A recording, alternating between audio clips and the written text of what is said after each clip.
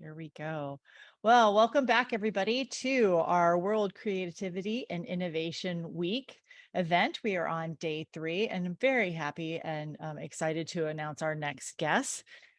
Gloria Kloter is a AIA, NCARB, CODIA, and is the founder and CEO of Glow Architects. She is a multi-award-winning architect who has dedicated a huge chunk of her career to helping other young architects grow. Gloria Kloter and Glow Architects have been featured by major architectural and global publications like Haute Living, Influencive, Kivo Daily, Yahoo Finance, Arquitecto, NCARB, and others regarding her experience in the field of architecture, interior design, and her journey as a foreign architect in the USA. Gloria was nominated as the April 2020 Women in Architecture Tampa Bay. Gloria has been a keynote speaker and panelist at conferences on architecture like the Young Architect Conference, NCARB's Architect Licensing Advisor Summit, the Western Mountain Region Conference, YAWS, YASS, and many others, where she has spoken about her advocacy for women in architecture and foreign architects, leadership, design trends, and finding balance between architecture and motherhood. Today, she is joining us with her presentation on lessons from a pandemic, how COVID is influencing design trends. Everybody, Gloria Kloter. Hi, everyone. Thank you so much, Wendy, for this introduction. Should I share my screen? Whenever you're ready. Yes. Okay. So let me start with that. And I just want to make sure. Do you guys see my screen? Do you see my? Yes. Just want to make sure that everything is good. But we do not see your picture yet. So if you want to take your video. Oh, let me do that. Let's see.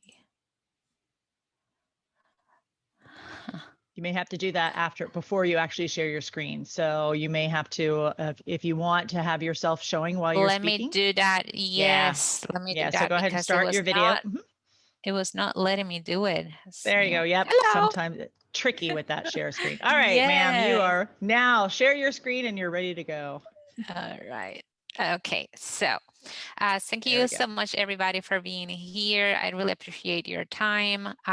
This is a very interesting topic for me to share and talk about as an architect. So I'm very excited on the information I'm going to share with you guys in the next, kind of 45 minutes of your time.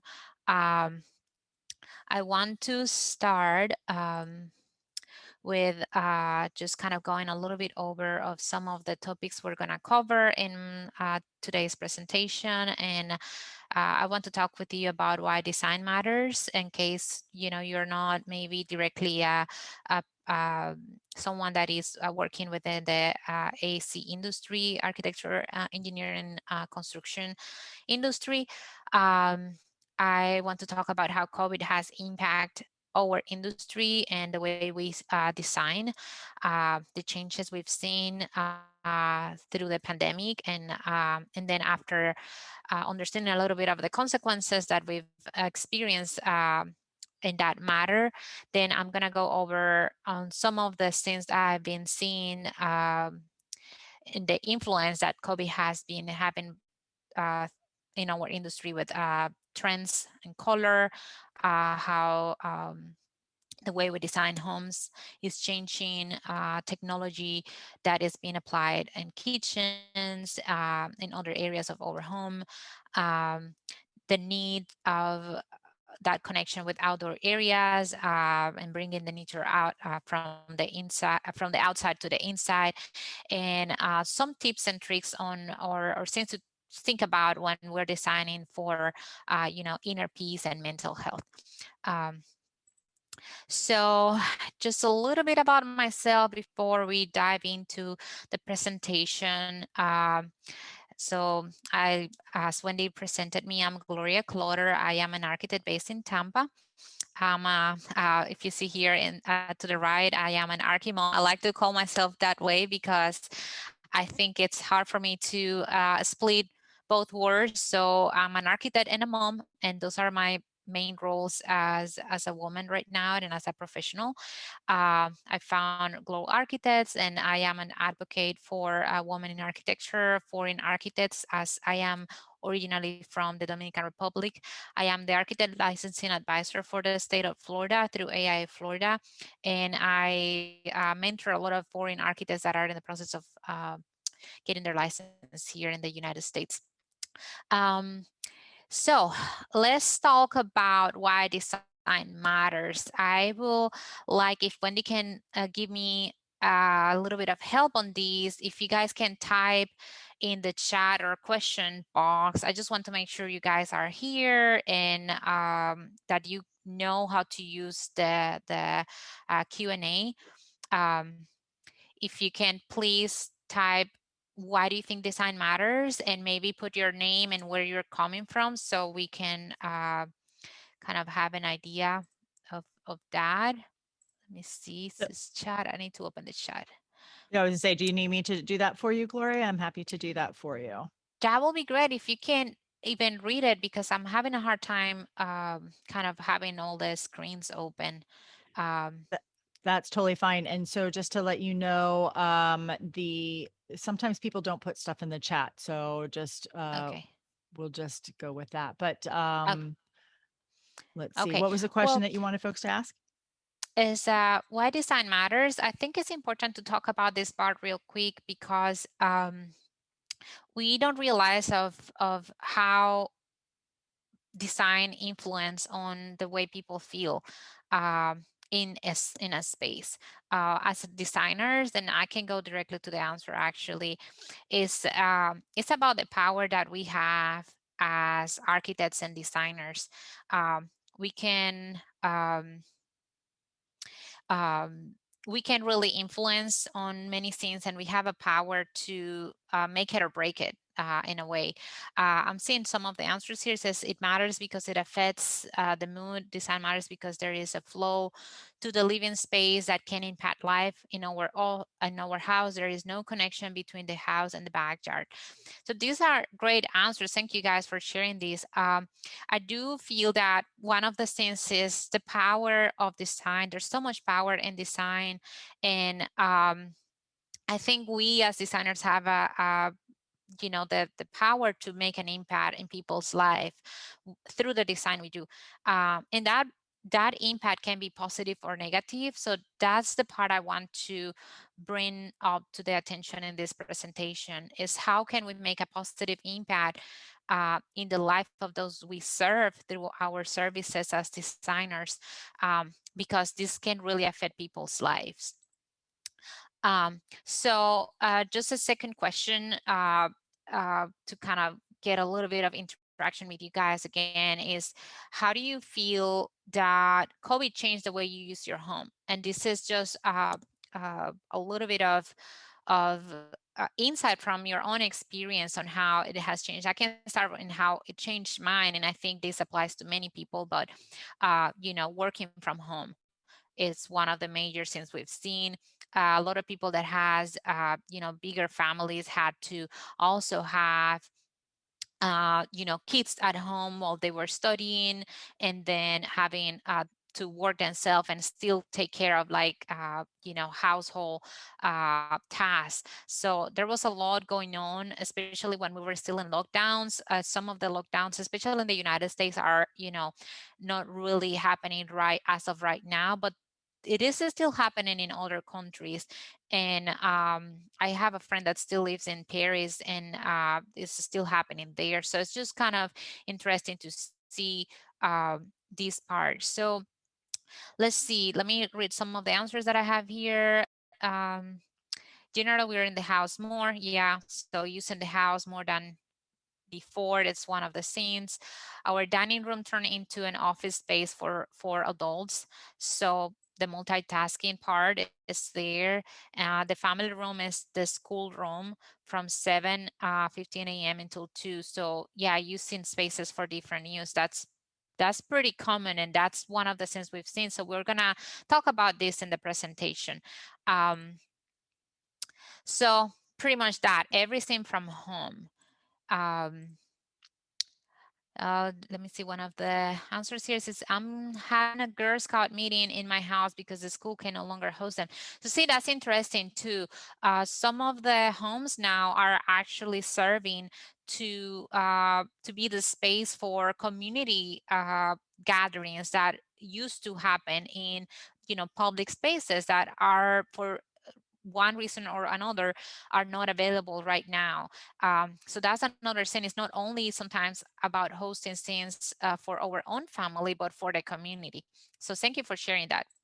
Uh, so everything from home, that's one of the major impacts that we've seen, besides many other stuff. We can really spend hours and hours talking about how COVID has affected us, but I want to focus in this part because it's the part that is influencing the design trends, especially with residential design. So one of the things is working from home, studying from home, exercising from home, and we can understand how these new tasks that are being applied to our homes now uh, start increasing the needs of productivity, privacy space, separation. Sometimes you want things to be more correlated with each other, but sometimes you really need to be separated physically from other spaces, and you might not have that available. Stimulations for kids when studying, how they used to have it in school for those that are still studying from home, focusing tools, because it's very hard when you are still at home and kind of, just being around your siblings and mom doing this or that, and it's just really easy having the TV close to you and your kid kind of just not being focused on where they need to be doing homework or taking classes in the computer, because it's not that they are in the environment that they used to be being, in front of their teachers physically. So that's another thing that is happening. Exercising from home comes with needs of, that mind and body balance, and having open spaces, not being all the time locked down, or like in a just confined into a one single space.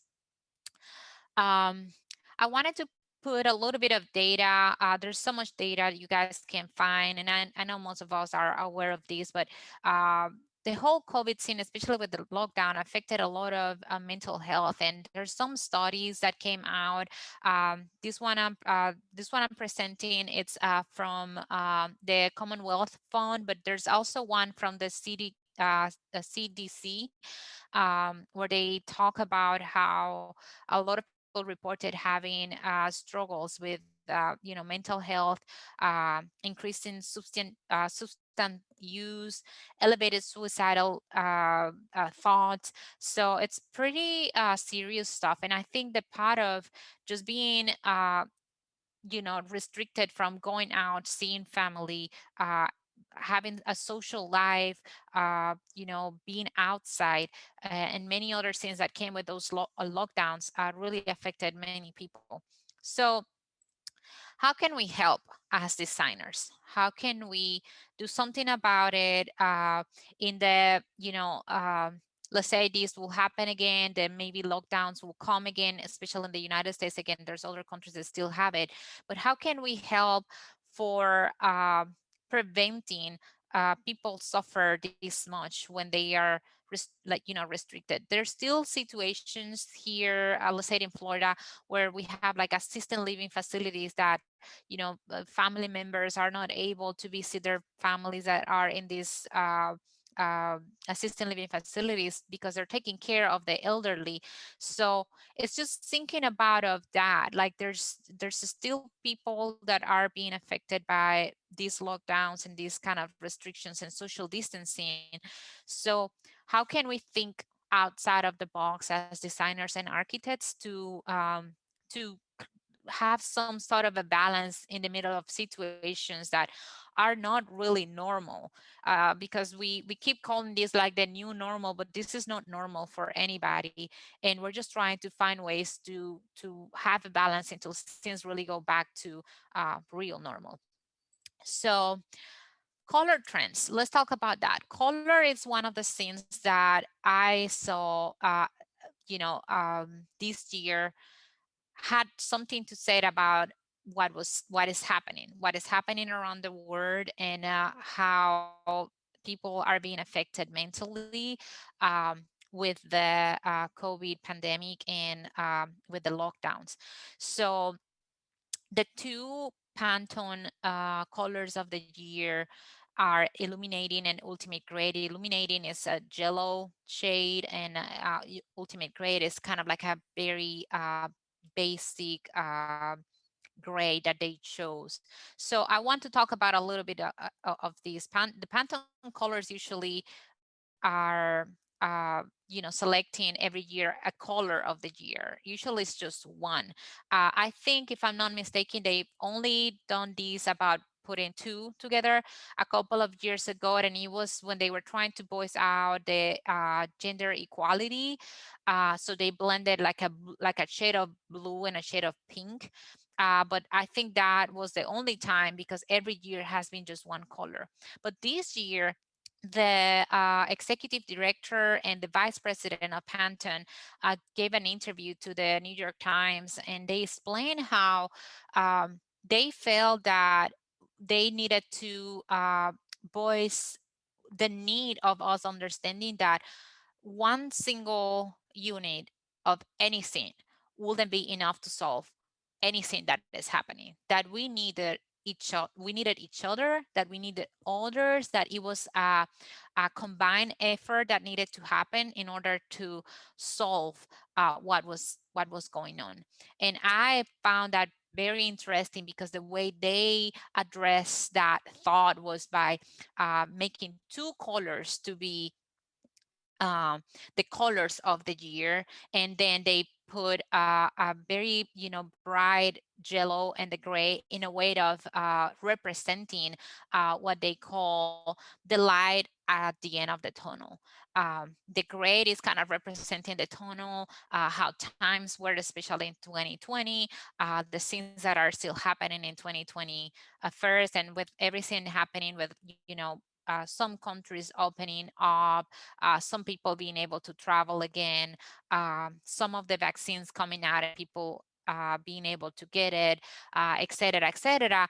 It's like we're starting to see light at the end of the tunnel. So that's what they were trying to represent with these two colors. I just found it super interesting, because sometimes we don't pay attention to why some of these colors are selected. What is the history behind? What is it that they are trying to influence within the rest of the world and the industry in design in general?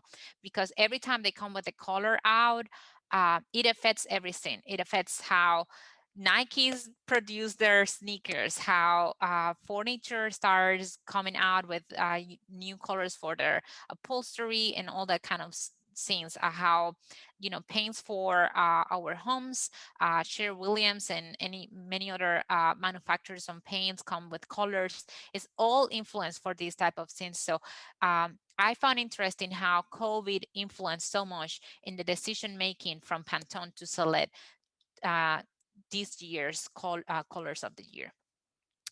Um, the other part that I wanted to touch base is the multitasking homes.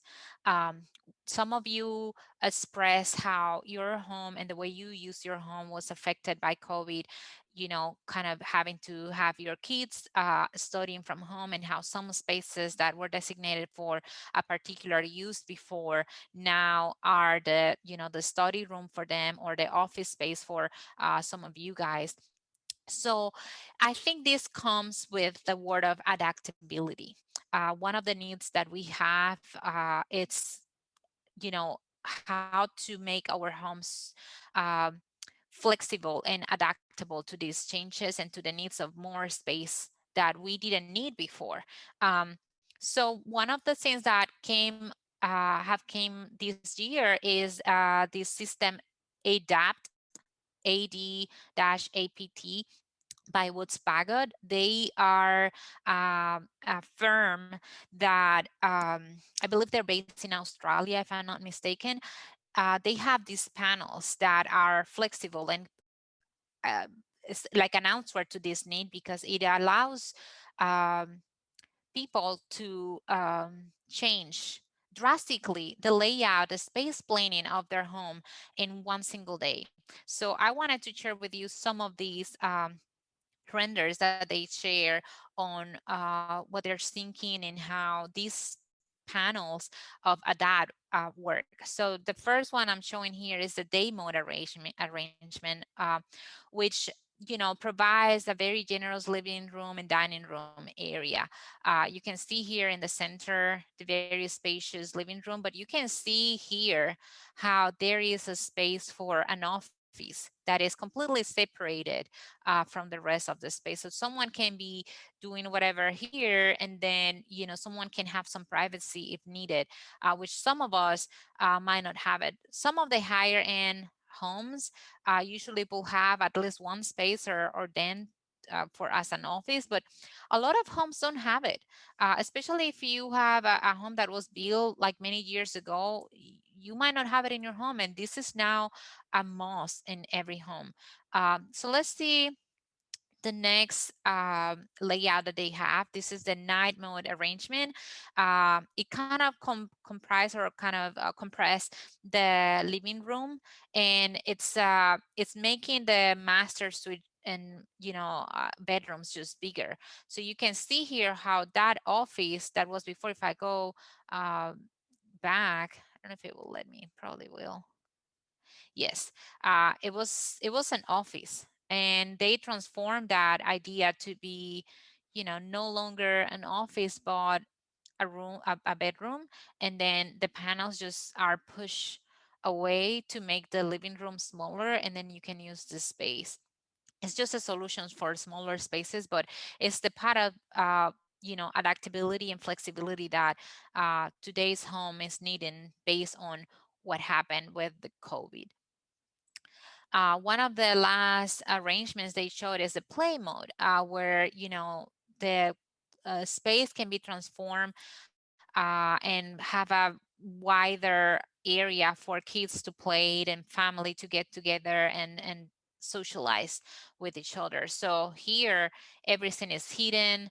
Most of these systems, what they encourage is having furniture that can be hidden within the walls and these panels. So you will have in one side the bed, you will have in the other side the desk, and that way when you move the panels you can just have everything hidden and just use the rest of the space as needed. Let me see. Yeah, it's pretty incredible. And it's kind of like that mindset of what's happening this year based on COVID. These all of these ideas are coming out based on the needs that a lot of people, especially we need to think about not only the United States, but like think about other countries where space is so limited, like Europe, for example. If you try to get any condo in like Spain or Paris, it's impossible having bigger space. So this is extremely important. This is a really, really great solution for that type of situation where you just don't have enough square footage, and you still need the spaces to be have a function and be big enough for you to perform uh, and be productive. So, all right. Um, Productivity. Now that I just mentioned that word, productivity is one of the things that were heavily affected uh, for all of us. And the reason why it is, how people say like, oh, I'm multitasking and I can do several things at the same time. This might apply to some people, but most of us, and I include myself in this is a very hard thing to do. I need to be focused in one task at a time. I can maybe, deviate with something different for a little bit, but most of the time, if I'm doing work, I'm focused on that. Um, and there's other areas, when you're like sometimes cooking and doing something in the computer, that's fine. But I think there's certain tasks, especially related to work, that you need to really be focused to be productive. um, again, it might not apply to everything, but there's certain things where you really need to be just separated, have some privacy, have some peace, so you can focus and be productive. So when you are in the situation where your home becomes your office and the school of your kids, and everybody is, just blending each other's space, it can become pretty challenging to accomplish anything. So one of the ideas that Igor Leo um, had was creating spaces for offices, and this is just a render, but he made a full presentation where they were showing, how can we reimagine the way we design even the home office. Why does it has to be like, we normally have it right now, that you get inside of the house and one of the first things you see is the office to the left or right. Raise your hand if you've seen that a lot, especially here in the United States.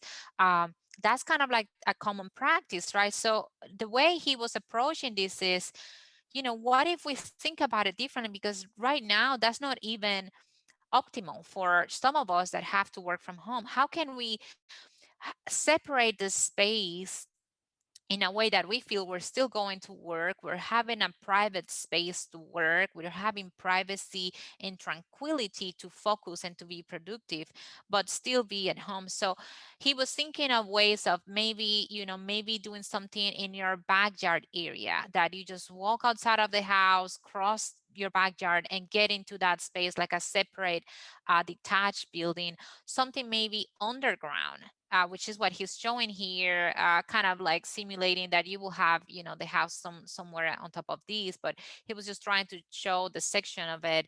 Um, how can you think about of creating that separation of the space, um, to create that?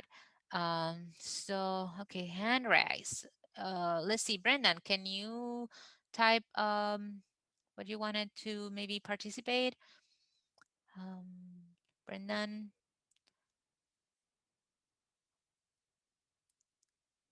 I will continue, but I will read whenever you're ready to. Yeah, if you want to say something or ask something, this is a good time. The office in the living room. Okay. Let's see. Hold on, I'll allow him to speak just a second. Oh, yeah, that would be great. Okay, Brendan, you can unmute and you'll be able to chat. Yeah. Hi. Hi. Yeah, you'd said to raise your hands if you have an office out, like just off the side of your living room, and we do here, which is not Ah, optimum, especially when you do a lot of, Zoom calls and you have a dog and a bird, and it's a little anyway. So you had said raise your hands if that's a thing, and so I raised my hand. That's what I meant. gotcha, gotcha. I don't have a Yes. question, but carry Yeah. on. Thank you so much for sharing that. Sure. Yeah.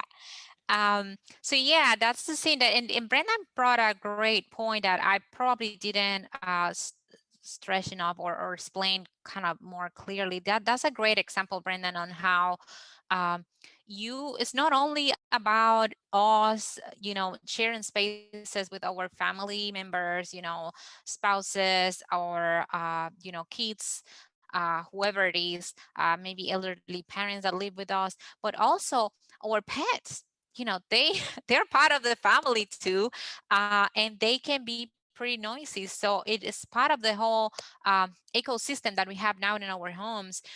So how can we separate ourselves from it? And this is how Igor Leo was imagining a solution, like creating spaces that are still within our property, but either downstairs, upstairs, outside in the patio, something that is not directly when you walk in the house and it's right there. And I think that was a great way of thinking of it, because again, the common practice right now is that you walk inside of the house and the first things you'll see is an home office, or then, left or right. And that might not be working as much for a lot of families right now. So we need to, again, reimagine solutions for these type of new needs that families have.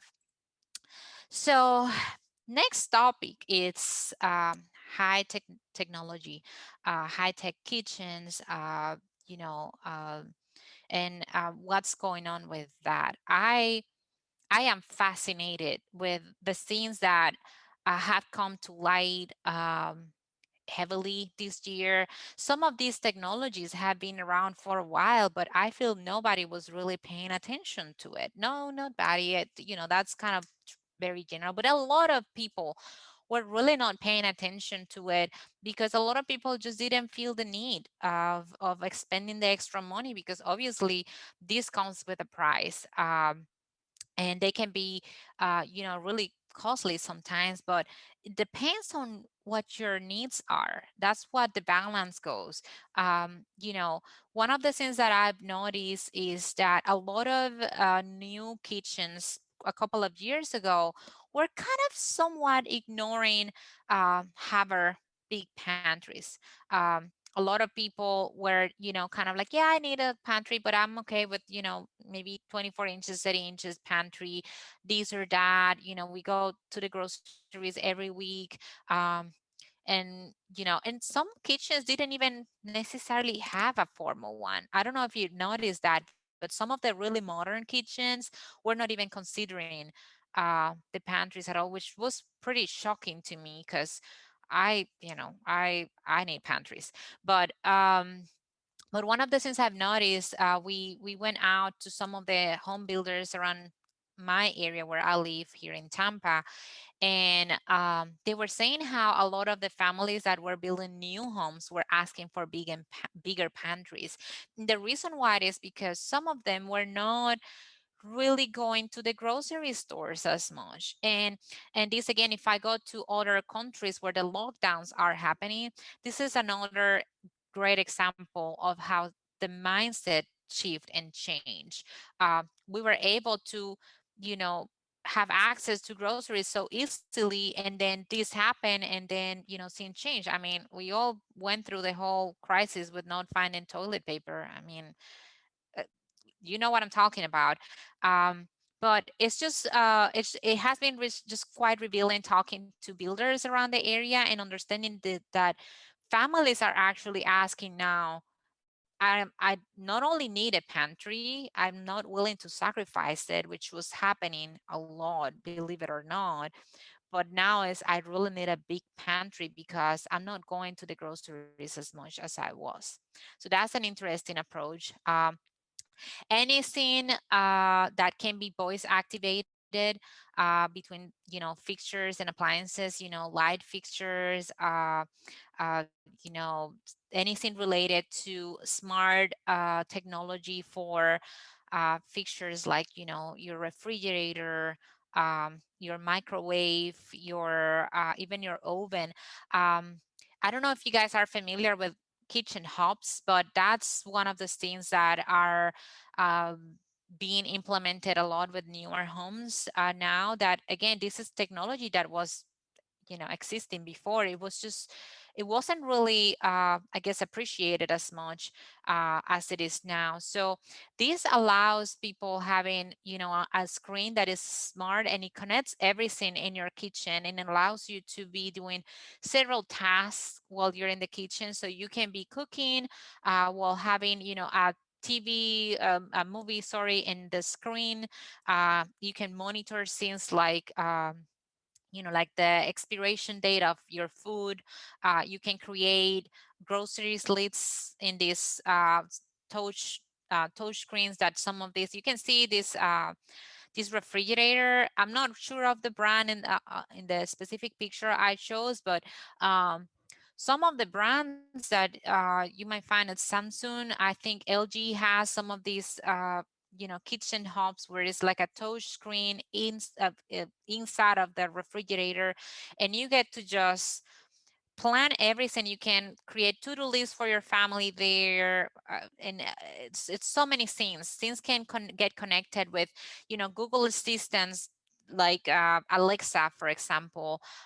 You can have now smart thermometers that will tell you in an app that is connected to your phone or your kitchen hub if your meat is in the right temperature, and it will control how the oven is working in relation to that one food you're cooking, because you need that specific temperature in that specific meat. It's very precise. It's the precision cookers too. It's a lot of technology that is interrelated and connected, trying to make people's life easier, um, make the whole experience of cooking so much faster. I think time saving is one of the I will say needs that came with COVID. So all of this technology that is being heavily implemented in our new kitchen for our new homes is trying to address that too. How can we save time? How can we do other stuff while we're cooking? While we're in the kitchen, what else can we do so we are as productive as we can while in the space? One of the last topics in this that I want to touch base is the ergonomic flooring needs. We got to talk with a couple of more of the in the high end side of home builders, where they said that a lot of people have requests um, just like a ergonomic flooring, thinking on how to address the fact that a lot of us being in the kitchen are doing different tasks at the same time, and we're just spending a lot of time standing in the kitchen. So anything that can accommodate our feet, that can be help us to kind of rest on the pressure we're putting on our feet and our body, our spine, it's welcome. So I found that pretty interesting, because it was one of the things that I never really think about before. I mean, I always was pro, having some of those kind of mats in front of your kitchen sink, because I'm standing there for a couple of minutes doing some dishes if I'm not using my dishwasher. But that was pretty much it. And now it's like, no, like now people are thinking about how can you make the whole kitchen to have a flooring that is kind to your feet. And I found that pretty interesting too. But you can see here in this picture how some of these technology connects everything to your phone, and you can just control temperature. You can talk to your light, turn on scenes and out, just with voice activation. So it's pretty high technology, and I think it will only keep evolving and improving. I'm very interested in seeing what's going to come for next year in this matter. um, so Next topic is the need of the outdoors. And I wanted to touch base about biophilia before we kind of dive into this topic and this part of the presentation. Is anybody here familiar with the term biophilia? If you are, can you put please in the chat yes, and maybe if you can type real quick what do you think biophilia is, or if you haven't, just say no, just so I can see your perspective. Let's see some of your answers here. Gabby says she's yes. Some never heard of it. One person said love for nature. Gabby, that's correct. Okay, so let's go to talk about it a little bit. Biophilia is a term that was introduced by Edward Wilson. He is a naturalist from Harvard.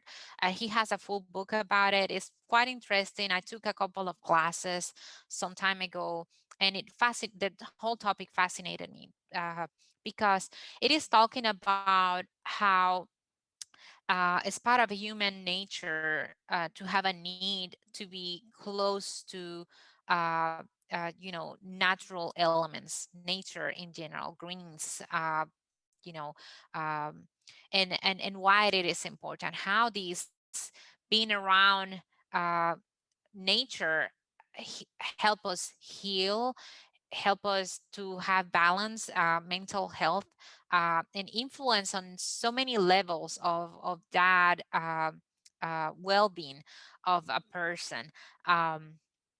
So I think kind of maybe understanding that there is a need of the human being to be connected with the outdoors, it's important, because what happened with the lockdowns was that we were restricted from that for a while. And again, there's still some countries that are going through that.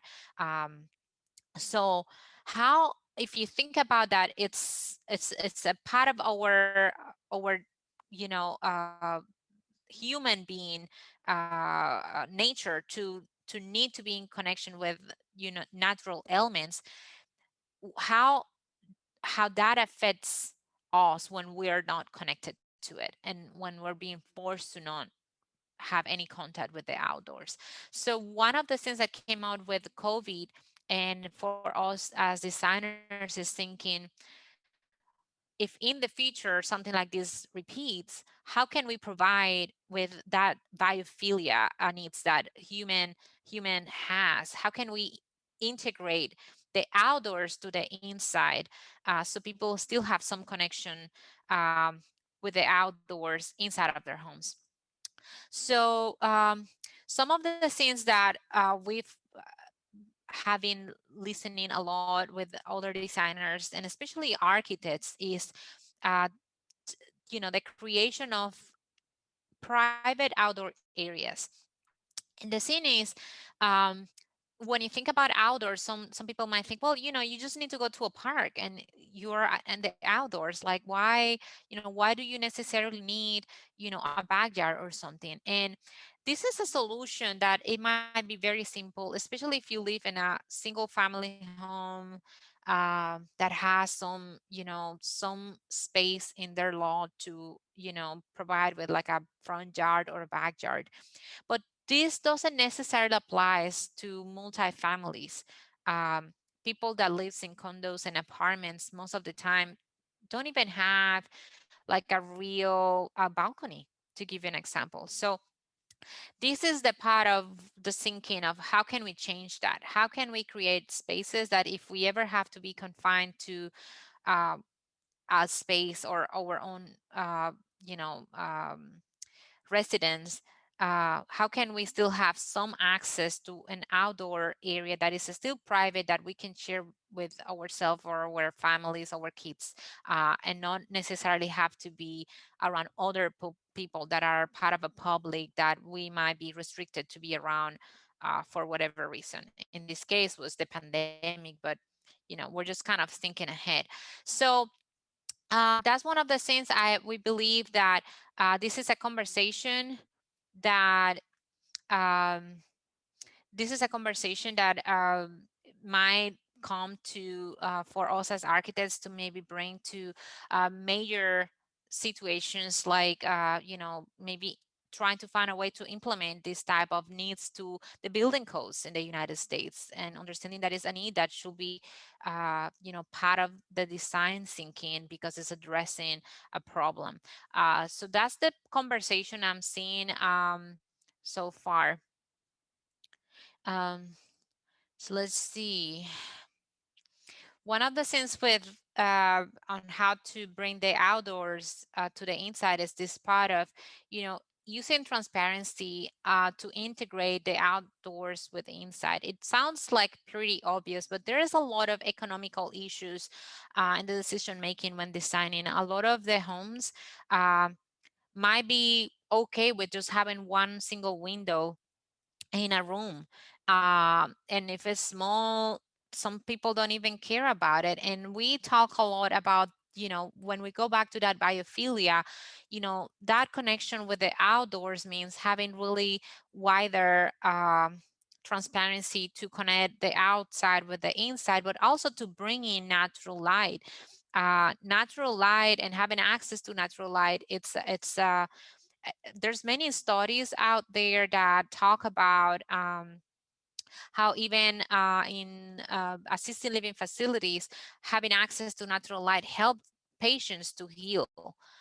which is pretty remarkable, the difference between a patient that has been confined in kind of spaces where they don't necessarily have much access to natural light versus when they have access to natural light.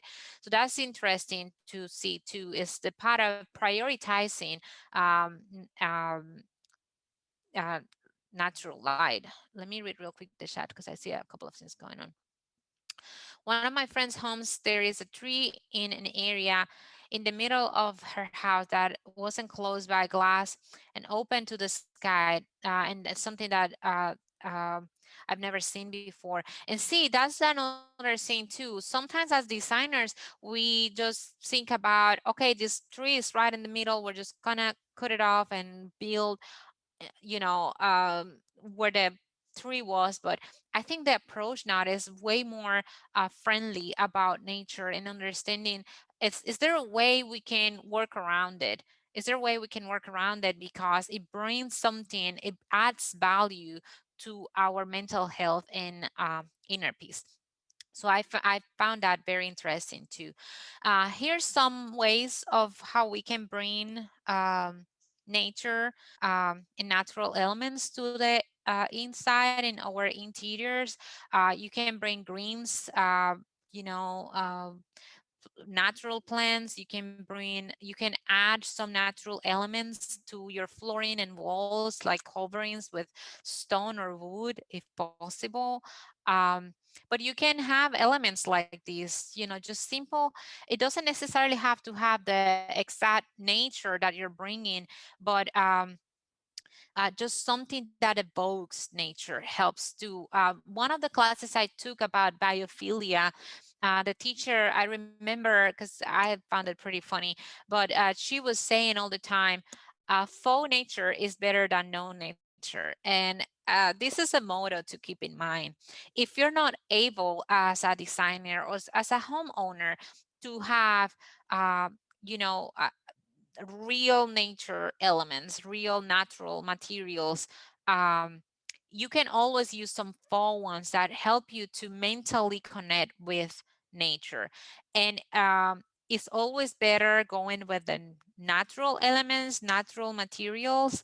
If you have to choose between the two and you can go with the natural ones, is what I, as an architect and as a designer, recommend. But if you don't have any other option and your only option is having some faux nature, have it, because it's better having some faux nature than no nature at all. There's still some value on even having a fake green plant around you, because it reminds you of nature, and it's still a mental connection with it, if that makes sense. So I just wanted to point that out. um, this is from a trip that we recently did to Tulum, Mexico. This is a project that is being made there. I wanted to show some of the pictures of this project because I found it fascinating on how these architects back in Tulum, Mexico, are taking it to a completely different level of, designing with nature in mind. This is so organic. All the shapes and forms are pretty soft. A lot of curves and circles, just evoking nature. In any ways, the use of um, stone, uh, part of, most of the structure is actually being made with wood, local materials that are available right on site or around the site. um, and it was just fascinating. This is on the same project, but a different building that is being built for more of like a kind of a common area for that community that they're building. But you can see how the whole structure is made of bamboo, and how organic these shapes are. This is something really, like, it's very rare. It was fascinating for me to see what they're doing with this project, and how they're implementing some of these elements here. Again, the curves, the soft shapes, local materials. And, this is a good point, how they are designing for an experience. I think as designers and architects, this is one of the things that is being very prioritized now, because we're having to design thinking of the experience we are creating for the end user, and how any shapes, space planning, flexibility, the type of materials, the use of natural light, how everything is interrelated, and how everything affects the mood, the way somebody feels in the space, the way they can be productive, the way they can feel energized, focused, or relaxed, and calm when needed for resting areas, etc. It's everything is just being thought in a more deeper way, because we're creating an experience within the homes. So one of my last points on the presentation is, after all this conversation about all the elements and factors that are influencing or being influenced by COVID, and how designers are thinking now, is how can we design for inner peace and mental health? Think about that. As we talk about at the beginning, there are studies on how people were affected on their mental health due to the lockdown. So I try to point out a couple of bullet points here for us to keep in mind. But I think this, even if you're a homeowner, is things that you can go back home now and think, how can I bring some of these elements to, to make things better for me and my family, just in general. While we are using the home in a different way, where we're having to multitask, and having spaces that are like multi-function. So again, prioritizing natural light, because natural light it's healing. Allocate you know the type of temperature for your light, your artificial lighting per room is important, because if you have a room that is for working, that you're going to think about, you're going to need to be productive, you need the kind of daylight, very bright light, to help you to be awake and aware. But when you're thinking about a space that is for resting, like your bedroom, you need an artificial lighting that is more warm, that helps you relax, that helps your eyes to be more calm, and to help your body develop melatonin to help you rest later on. This is a very old theory. Anybody that has studied anything related to how to design with artificial light, it's might be familiar with this theory on how to use artificial lighting. But how this is changing with COVID is because spaces are functioning. We are seeing some manufacturers now bringing lighting that can change from one range of the temperature of the light, going all the way to the other side. So going from really white, bright, bluish lighting for focusing, working, productivity type of lighting, to very warm, calm, relaxing, romantic type of lighting, dim lighting. So it's not only the dim part of making it, more bright and less bright, but it's also the temperature of being really wide to be really warm. And that's a technology that it's becoming more and more common, especially now after COVID. As we talk about blending the interiors with the outdoors, having really big openings, a lot of clear, elements that helps you connect your vision and your in your mind with the outdoors, integrating flexibility and adaptability to the functions of each space. That means what we talk about, those panels on how you can change smaller spaces to be an office, to be a bed, to increase the size of the bedroom, to decrease it, to increase the size of the living room, etc. Flexibility, I think, is the key word for this.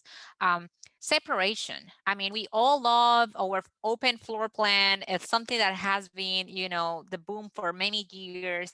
But I think now with COVID, we realize that sometimes we need to have a way to have that privacy and separation. So when we talk about, having maybe that office under the house, on the other floor, outside in the backyard, how can we separate it that is not just when you come in and it's like right there, right or left of your home.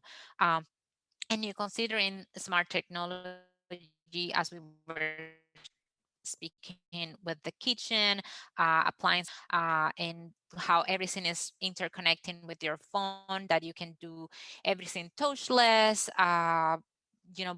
voice activation for lighting fixtures and many other things.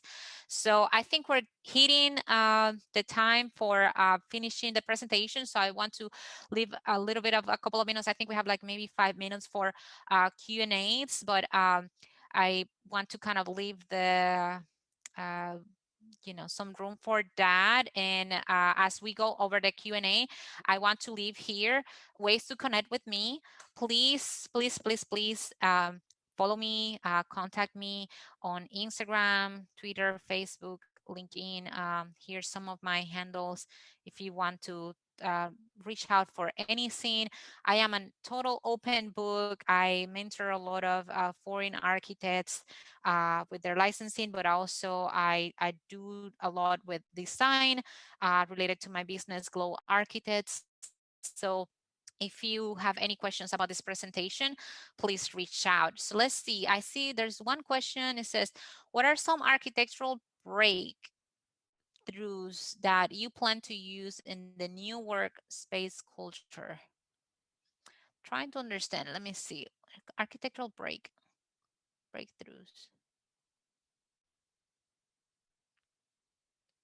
Do you mean, Gabby? I'm trying to make sure I understand your question. Do you mean of maybe what I talk about on that flex, like changing one space to another? Is that what you meant with that question? Wendy, is there a way? I don't know if she can type or. Abby, if you're still here, she can type that in the chat with some clarification for you. What I took that to be was that, are there some new architectural things that are happening in your universe where as people are creating their new workspace culture, are there things that you would be incorporating into those new workspaces and that new workspace culture? That's what I took that question to mean. So one of the things I think that is happening, and this might not be the exact answer that she's looking for, but I realize that in general, some companies are trying heavily to go back to work in their previous space as everything was before. But some companies have found that they actually can be very productive, keeping people still working from home and not necessarily having to have the overhead of paying for the space and all that kind of stuff. So I think because of that, one of the things that I think is changing a lot is, the same that is happening with retail stores, which is part of the my portfolio was really heavy, especially back in the Dominican Republic with retail stores, is how a lot of people are buying online and not everybody goes necessarily to the stores now in person, even more with the crisis. But I think this is happening with the office spaces. So I think it's more of a mindset of how to have servers that are very efficient. It's more like a technology scene right now, challenge on how to make everybody to be able to, be able to connect and talk like if they're in person when they're not. So that's one of the things I've noticed, and it's more like an IT level than anything else in that matter. I don't know if I really answered the question with that. It's 3:30. So are we like, do we need to CODIA, Wendy, or what? How should we? Yep, we had one more question, and so you can answer that really quickly if you would like, or if you have a hard stop, we can stop. But the other question was, we have a large open space for a portion of our home. The separation of spaces is interesting. Is there a way to retrofit homes that already exist so that those spaces can be flexible? Yeah, the system I was showing is kind of like I feel that it will be hard to implement as an afterthought, or it's more money. But I think there's ways that you can have like a paneling type of options to create those separations. But I think also it's right now what a lot of family are having to do is kind of designating time for the spaces, because if you are not able to like physically break the rooms in different areas, then you have to break it in time. And I'm just pointing that out because not every space have really the enough space to separate it. But I think there's certain things, and I will say one thing to this question. The main thing to keep in mind is sound transmission and the acoustics of it. I think that's the main problem when you have several people in one room.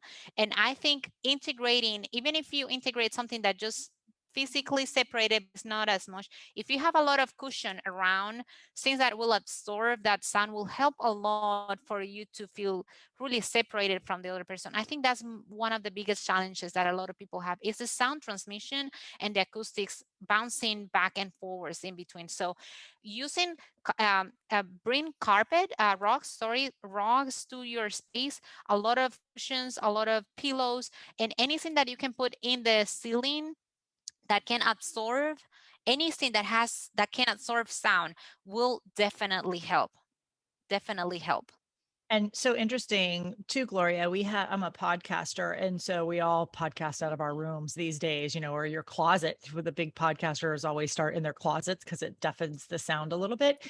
And one thing else I learned also about the noise dampening is even like things like bookshelves, but you need to have books in the bookshelves, because if it's just flat surfaces, like you just said, that It's sound is creating, bouncing. yeah, it's just bouncing back instead of absorbing.